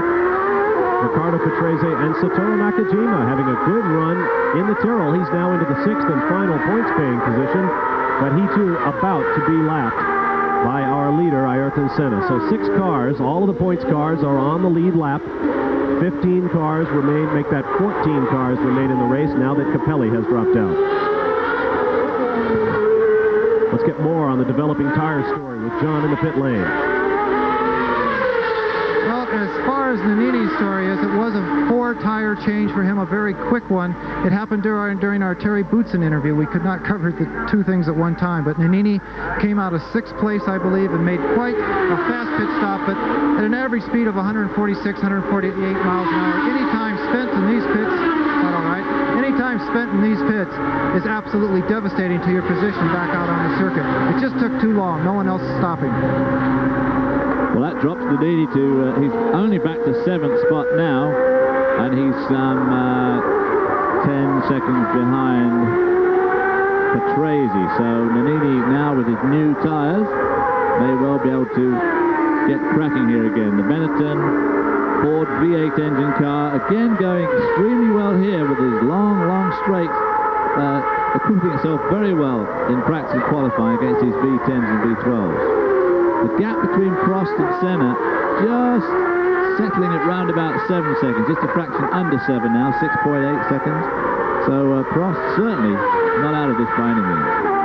Once more, Ayrton Senna has completed fast lap. Now the record is down to 126.662. Prost just about matching that on the last lap at 126.786. And Berger has now broken into the 26s at 126.916, his best lap of the race. The one guy who's not looking too good now is somebody you're not seeing. That's Nigel Mansell, who's now 16 seconds behind Gerhard Berger, and he's lapping in the middle 28, so he's about 1.5 seconds off the pace, and obviously we don't know why, but I expect this crowd of Italians here will want to jolly well know why as soon as possible, or somebody's head will roll, I expect, but Nigel will be rolling his own head at year-end when he retires from Formula One racing. We don't yet know whether Nigel Mansell has gone from motor racing entirely. Should they finish this way, Ayrton Senna will pick up 9 points and move out to 72. Alain Prost will pick up 6 to go to 56. Prost must get something done very soon.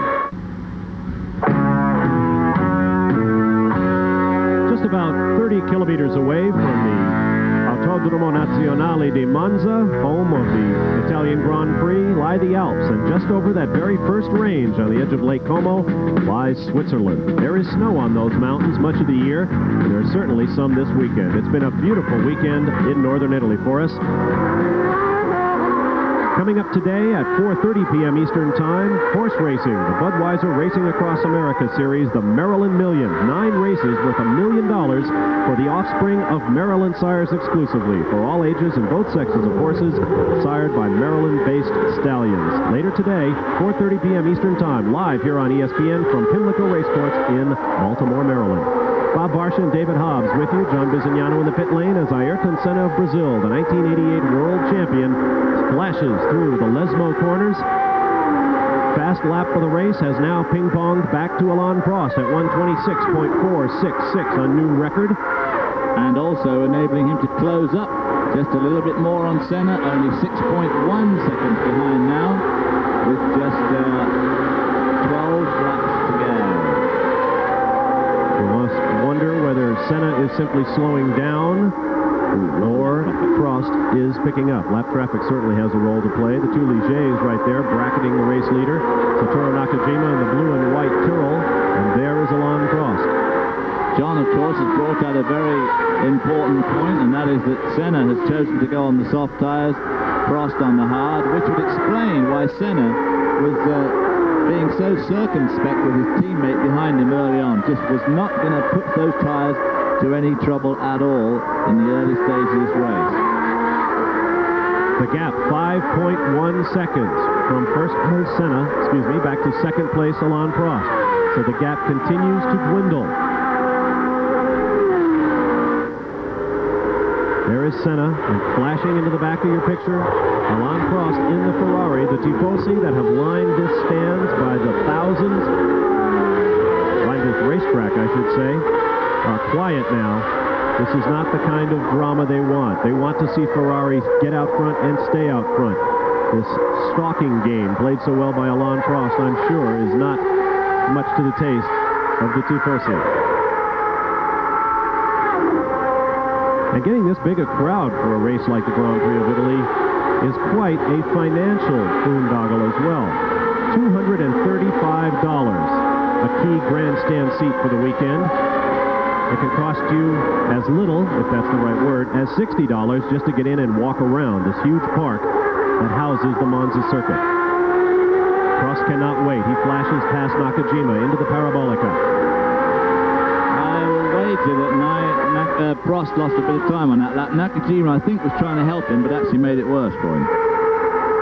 We'll see as he crosses the start-finish line. The gap, yes, it did hurt him, back up to 6.1 seconds with 10 laps remaining. Alain Prost must hurry the Ferrari. He's also got another piece of lap traffic to get around. That's one of the Ligets. Ayrton Senna, meanwhile, having a very clear run just at the moment. There you can see it, these terrifically high average speeds. This race is being run at well over 140 miles an hour at the moment. How far behind? Just 6 seconds. Doesn't sound much, but when it comes on that long shot, I mean, the guy's practically out of sight, and it's still only 6 seconds. Someone like Indianapolis, of course, where 6 seconds is, nearly a quarter of a lap. Speaking of Indianapolis, we mentioned earlier that FIA President Jean-Marie Balest has declared war on the CART IndyCar Series opener in Australia. He has also announced the formation of an international oval racing series. Now, this is in line with the things we talked about when Indianapolis Motor Speedway President Tony George visited the French and British Grand Prix earlier this year. Jean-Marie Balest says that series will happen next year with 4 or possibly 5 races on several continents, including the Indy 500, a race in Japan, a race in Australia, and perhaps 1 or 2 races in Europe, including a rebuilt Indianapolis-style circuit here in Monza, and the Brooklyn circuit, which will also need some substantial refurbishing, I would guess, in England. All in all, a pretty stormy press conference where he threw down the gauntlet in some fairly strong ways to a lot of people. It's going to be very interesting to see how the lawyers react to all his comments over the next couple of weeks. On board with Gerhard Berger, dealing with lap traffic. Let me backpedal. I said the Indy 500 might be a part of that series. I'm not sure that that is the case, but Indianapolis is one of the tracks that would be a part of an international flat-bottom oval racing series. So a lot to learn yet on that story. We'll have as many details as possible tomorrow night on Motor Week Illustrated. Apparently, Mr. Balestra is going to America next week, going to visit New York and Detroit and try and thrash out some of the details. There's picture quality from Gerhard Berger's onboard camera, not all it might be today, which is a great shame, but it's hard to get good pictures from these cameras on these cars because of the trees around the circuit, and the helicopter, the picture has to come from the car to the helicopter, and it's very difficult for it to get a good straight shot. There you see the gap between Ayrton Senna just going out of the picture, and Alain Prost just in the middle of the picture, and Gerhard Berger at the top.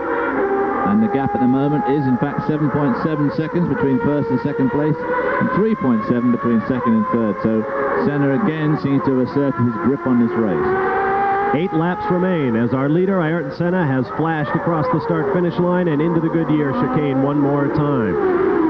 We'll be back with more live coverage of the Italian Grand Prix after this. live at the Autodromo Nazionale di Monza, where this man, Ayrton Senna, in the traditional yellow helmet of his native Brazil, has expanded his lead over Alain Prost. It is now 8.4 seconds back to the Ferrari of Prost. Senna having reset fast lap at a new record time, 126.254. I wouldn't be surprised if we get down into the 125s before this day is over. It is Senna, Prost, Berger, Mansell, Patrese. 5 cars remain on the lead lap. Satoru Nakajima, Nelson Piquet, Sandro Nannini, Alex Caffi, Michele Alboreto, Andrea De Cesaris, Nicola Larini, and Philippe Ayot. 13 cars in all are the remaining field in the 61st running of the Grand Prix of Italy. There's Michele Alboreto and Andrea De Cesaris, a pair of Italians about to be passed by our race leader. Now this could be pretty tricky coming out of the parabolic, because they're all going to arrive at the chicane at about the same time. And none of these guys are terribly well known at moving over and making room. Alboreto, if you remember, lost Alain Prost 4 seconds on one lap at the last race in Spa. Well, there's De Cesaris. Moved over and let Senna through. Don't ruin the back of our leader. He'll be very unpopular. Alboreto can make it up to Prost right now for having lost in the race at Spa. Nope. Alboreto slides over and Senna comes underneath in the Curva Grande. Another absolutely breathtaking Formula One corner. Always a bit of a tricky move, that moving over to the fast line, off the line like that on a very fast corner, because out there where he was, there's all sorts of dust and gravel and rolled up rubber that's come off these tyres. Just a bit tricky in the grey area. You've got to be just a bit careful. Now that things have settled down, let's get down to the pit lane and John Bizignano. Bob and David, some of our viewers may have caught some shots that show a very different pit lane here in Monza. They have built a much-needed VIP hospitality facility. It costs about $50,000 a year to claim a booth that will hold around 40 VIPs for all events held at Monza. Now, an Italian job for sure. It's a beautiful structure, but they could not get permission from the Park Society. This was part of the royal family's estate. It is now a park to build a permanent facility. The huge 3-story building has to be considered a temporary facility and therefore must be able to be totally disassembled. If you can believe it, it only took them 100 years to build it, and they have to be able to disassemble it. Well, looking around this building, the only way they could ever disassemble this one is with a bulldozer. It does not come apart. Quick update, Suzuki went out with gearbox problems, Capelli went out with motor problems, and there is a very, very sick Ligier trying to finish the last 5 laps here in Monza. And the battle continues on the racetrack between a pair of Italians. Michele Alboreto and Andrea De Cesaris is the battle for 10th place. Keep in mind that Arrow's car will be powered by a Porsche V12 next year. In fact, 3 days ago, that engine fired up in Porsche's laboratories in Weissach, Germany for the first time. Apparently a successful test. Rather more successful than that camera cut there. Whatever happened, we had a bit of a splurge there. These two guys are duking out for 10th spot, but of course they are 2 laps down on our leader. And as you say, the Arrows car next year going to have the V12 engine. Alan Jenkins, the designer, and very exciting possibilities there. Designer of the chassis. I'm sure Helmut Flegel, the racing boss for Porsche, would be quick to tell you that Alan's not designing. No, the Arrows designer, right here, the car designer who worked for a long time with Roger Penske. And in fact, that's where Terry Boutsen may land next year, if Frank Williams doesn't come up with a lot of money and a great big excuse for not having hired him already. And this battle for 10th place is about to become a part of the battle for the lead, as here comes Alain Prost, the reigning world champion of the #1 Ferrari. And he too is going to catch them on the run down to the first chicane, and he's just a little bit further back, so they really will be all getting to the chicane at the same time. 4 laps to go as Michele Alboreto brings the footwork arrows, followed by the Dallara of Andrea De Cesaris and Alain Prost in the Ferrari. Well, they got there enough ahead of Prost that they didn't really hold him up there, but they got plenty of scope for holding him up coming into the next chicane. How important is Ferrari in these parts? Well, consider that the Ferrari team is staying in a nearby town in a hotel that happens to sit right next to a Catholic church, St. Eustace in English. The bell tower in St. Eustace traditionally chimes at 6 o'clock in the morning. The Ferrari team asked if they could perhaps move that to 7 o'clock in the morning so as not to disturb Nigel Mansell and Alain Prost, the Ferrari drivers. The bells of St. Eustace run at 7 now. Oh, De Cesaris, he's done it again. He's trying to get past Alboreto, and he doesn't even know that Alan Prost's there. Well, he did get past Alboreto, so that part of the plan worked. Well, Alboreto's probably trying to let Prost through, that's why. Well, yeah, it's unbelievable, isn't it?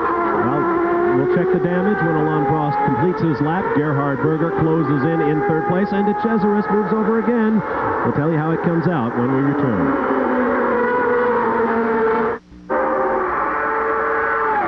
Back live at Monza as Gerhard Berger takes the McLaren around Andrea De Cesaris. De Cesaris has 10th place, but Alain Prost is plenty angry.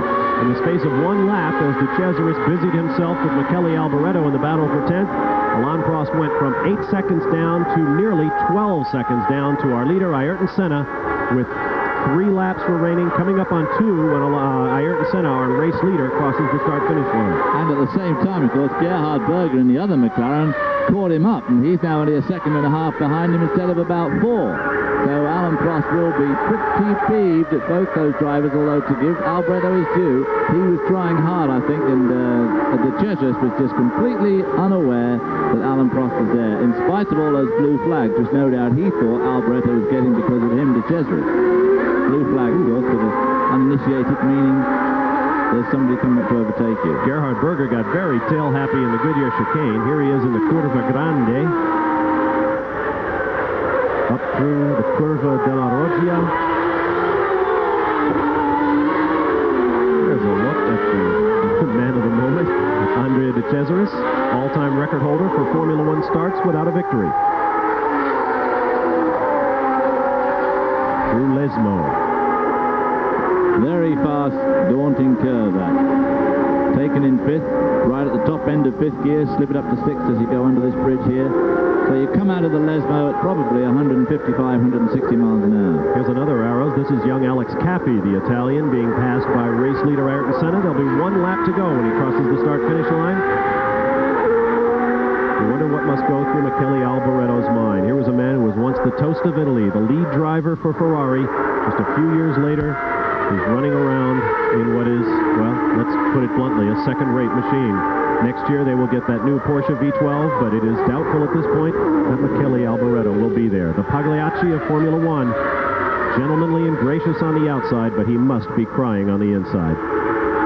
We are on the last lap. Ayrton Senna hoping to break his own personal jinx and score his first victory at Monza.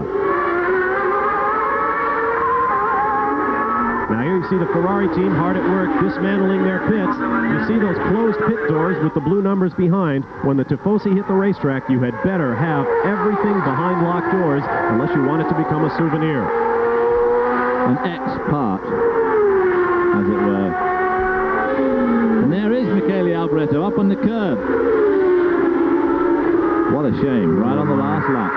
What a way to end your Grand Prix in Italy, your home country. Ayrton Senna, with a victory, will have 26 and will take total control of 3rd place on the all-time win list. Here comes Alain Prost. His 43 wins set the pace. And with 4 races yet to run after this, Ayrton Senna will draw a firm bead on Jackie Stewart for 2nd on the all-time list with 27 victories. He will also gather up 3 more points, widening his 1990 World Championship lead to 16 points. And Alain Prost will no doubt be getting desperate. The checkered flag waves at Monza. The 61st Italian Grand Prix has come to a conclusion, and like so many other races before it, it has been mastered by the fastest man in Formula One, Ayrton Senna. There is Gerhard Berger from his onboard camera. Senna getting another fastest lap. That is a place where Alain Prost really excels. He is the #1 in race wins, and he is the #1 in fastest laps by far. Ayrton Senna picking up fastest lap today, but as I said, I'm pretty sure that this circuit suited the Honda and the McLaren setup, and I just feel that both Portugal and Spain, which are much more handling circuits, will really play more into the hands of the Ferrari. And the Ferrari certainly was not absolutely out of it today, only losing by 6 seconds. So I think the next couple of races could be extremely competitive. The final margin of victory, officially 6.054 seconds. Senna, your winner. The Tifosi are quiet except for those few waving the flag of Brazil for their man, Ayrton Senna. We'll be back with more live from Monza.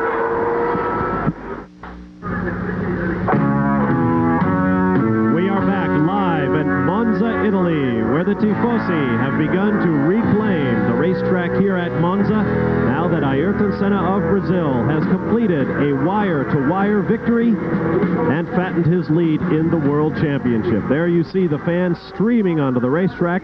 In a few moments, you will see a celebration like none other from here to, well, perhaps the 24 hours of Le Mans. Here are final results. Ayrton Senna with a victory by 6.054 seconds over Alain Prost. Gerhard Berger finishes another 7 seconds, 1.3 seconds behind Prost, 7.4 behind Senna. Behind him, Nigel Mansell in the Ferrari, nearly a minute back. Riccardo Patrese in the Williams finishes 5th. And in the final points position, Satoru Nakajima of Japan, his first points in a Formula One race since Phoenix to kick off the 1990 season. Easy, folks. Plenty of room and plenty of time. There you see 27,000 people all struggling to get through a gate that's only about 2 feet wide. And a good day for the statisticians. Ayrton Senna with that fastest lap today puts him now equal 7th on the all-time list with Nigel Mansell, Clay Regazzoni and Jackie Stewart. So one more fastest lap will give him a solid 7th spot.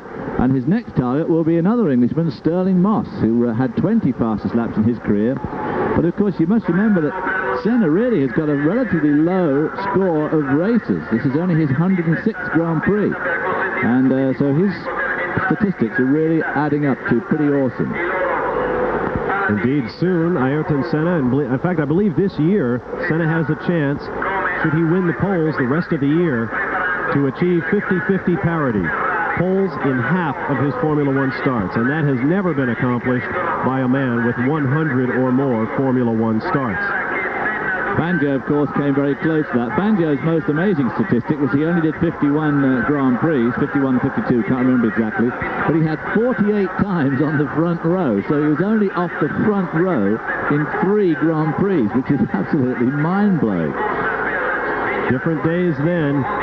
This is now. In 1990, Ayrton Senna is the master in Formula One. He wins today, and we'll be back with more live from Monza.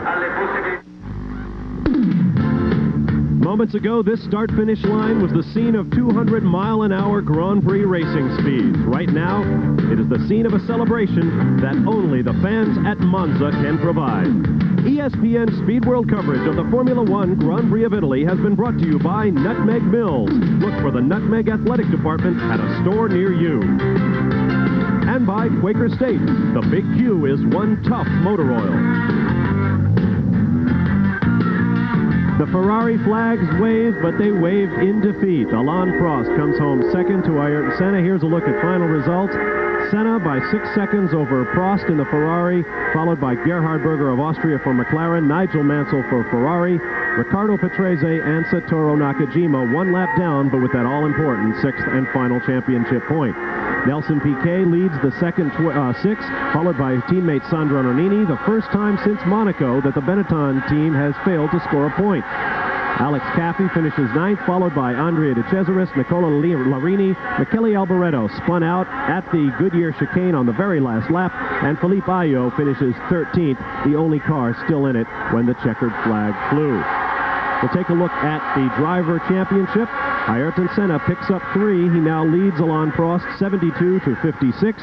Gerhard Berger is still in 3rd with 37 points. Terry Boutsen still 4th with 27. Nelson Piquet still in 5th with 24.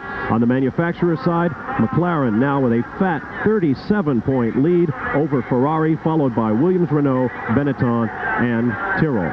David, it has been an eventful afternoon, certainly beginning with Derek Warwick's crash. Your final thoughts as the party begins down in the pit lane. Well, of course, Nigel Mansell must be very disappointed. He was 4th here today, nearly a minute down, but on the bright side, those are the first points that Nigel Mansell scored since France, which is pretty unbelievable, and he must be wondering what's a lot of joviality going on the board here. Alain Prost didn't have his Goodyear hat on. Is that another sign, we ask ourselves, that Pirelli are trying to move into the Ferrari bandwagon? Who knows? In this Formula One game, there are If you are an Italian tire company, you certainly want your tires on the most important Formula One team in Italy. As the party continues in the pit lane, let's get a first-hand report from the scene of the incident. Here's John Bisognano. You might call this a party, Bob. That's because you're very safe, locked away behind the grandstands. I'm out here in the middle of about 100,000 Tifosi. One thing I want to bring up is that there's 4 races to go here, and all those races have much lower average speeds than the Monza circuit has.